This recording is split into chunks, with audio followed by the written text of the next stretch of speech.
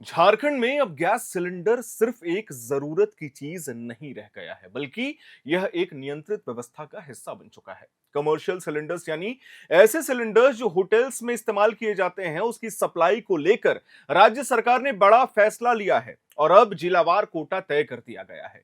साफ शब्दों में कहें तो अब हर जिले को तय मात्रा में ही सिलेंडर मिलेगा, उससे ज्यादा नहीं मिलेगा। इस फैसले के पीछे की वजह भी उतनी ही गंभीर है, क्योंकि खाड़ी देशों में पैदा हुई अस्थिरता का असर सीधे भारत की एलपीजी सप्लाई पर पड़ रहा है। इसी को देखते हुए केंद्र सरकार के पेट्रोलियम और प्राकृतिक गैस मंत्रालय ने 5 और 13 मार्च को निर्देश जारी किए थे कि फिलहाल कमर्शियल सिलेंडर की सप्लाई को सीमित किया जाए और कुल जरूरत का सिर्फ 20% ही उपलब्ध कराया जाए। अगर झारखंड की स्थिति को समझें तो राज्य में हर महीने करीब 2273.11 मैट्रिक टन कमर्शियल सिलेंडर की जरूरत होती है, लेकिन मौजूदा समय में तेल कंपनियों के पास सिर्फ 650 मैट्रिक टन का स्टॉक ही उपलब्ध है। ऐसे में सप्लाई और डिमांड के बीच बड़ा अंतर पैदा हो गया है, जिसके चलते राज्य सरकार को सख्त कदम उठाने पड़े हैं। 17 मार्च को सरकार ने आदेश जारी कर दिया कि कुल जरूरत के मुकाबले सिर्फ 456.6 मैट्रिक टन यानी करीब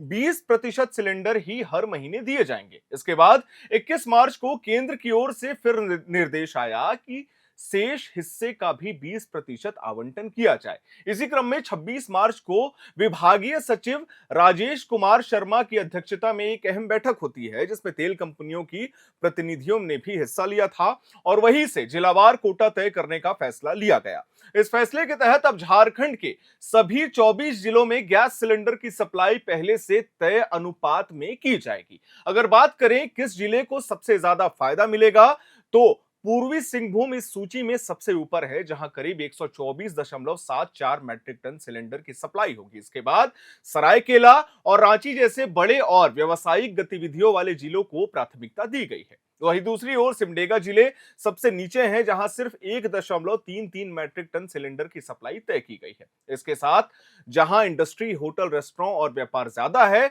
वहां अधिक गैस भेजी जाएगी और जहां जरूरत कम है, वहां कम आपूर्ति होगी। सरकार ने सिर्फ कोटा तय करके ही बात खत्म नहीं की है, बल्कि यह भी स्पष्ट कर दिया है कि गैस पहले किन लोगों को मिलेगा।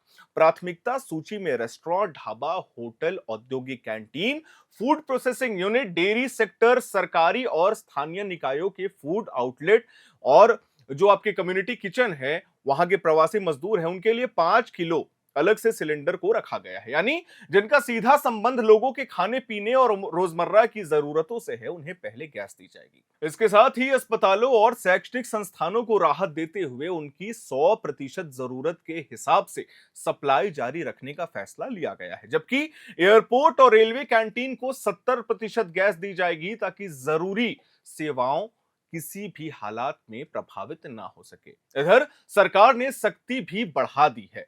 खाद्य और उपभोक्ता मामले विभाग की ओर से एक कंट्रोल रूम बनाया गया है, ताकि शिकायतों का तुरंत समाधान हो सके। 31 मार्च तक राज्य के 24 जिलों से कुल 56 शिकायतें दर्ज की गई हैं, जिनके बाद बड़े स्तर पर कार्रवाई की गई है। 375 जगहों पर निरीक्षण और छापेमारी की गई है, जिसमें 174 सिलेंडर जब्त किए गए हैं। गढ़वा जिला इस मामले में सबसे आगे रहा है, जहां 74 सिलेंडर जब्त हुए, जबकि पलामू में सबसे ज्यादा 44 जगहों पर छापेमारी की गई है। यह कार्रवाई साफ संकेत देती है कि सरकार अब कालाबाजारी और जितने भी प्रकार की गलत गतिविधियां हो रही हैं, उसको बर्दाश्त नहीं करेगी। इस पूरे सिस्टम को और मजबूत बनाने के लिए सरकार ने एक नया नियम भी लागू किया है। अब सभी जितने भी औद्योगिक एलपीजी उपभोक्ताओं हैं, उनको अपने शहर की सिटी गैस डिस्ट्रीब्यूशन इकाई के साथ पीएनजी यानी कि पाइल्ड नेचुरल गैस के लिए रजिस्ट्रेशन कराना अनिवार्य होगा। जब तक रजिस्ट्रेशन और एंड यूज वेरिफिकेशन नहीं होगा, तब तक किसी भी नए एलपीजी कनेक्शन या सप्लाई की अनुमति नहीं दी जाएगी। इसका मकसद यह सुनिश्चित करना है कि गैस का इस्तेमाल सही जगह पर ही हो और किसी तरह की गड़बड़ी ना हो। हम आपको बता दें, तेल कंपनियों और ग्राहकों के लिए भी स्पष्ट दिशा निर्देश जारी किए गए हैं। जो ग्राहक पहले से किसी कंपनी के साथ रजिस्टर्ड हैं, उन्हें उसी कंपनी से गैस मिलेगा। अगर किसी ग्राहक ने एक से अधिक कंपनियों से गैस ली है, तो उसे फरवरी 2026 के अनुपात के हिसाब से ही आवंटन मिलेगा। वही जो नए ग्राहक हैं, वो किसी नई कंपनी के साथ पंजीकृत नहीं है, उनके मामले में जिला उपायुक्त और तेल कंपनियां मिलकर यह सुनिश्चित करेंगी कि एक ही ग्राहक को अलग अलग कंपनियां गैस ना दे। यानी अब पूरे सिस्टम को पारदर्शी और नियंत्रित बनाने की कोशिश की जा रही है।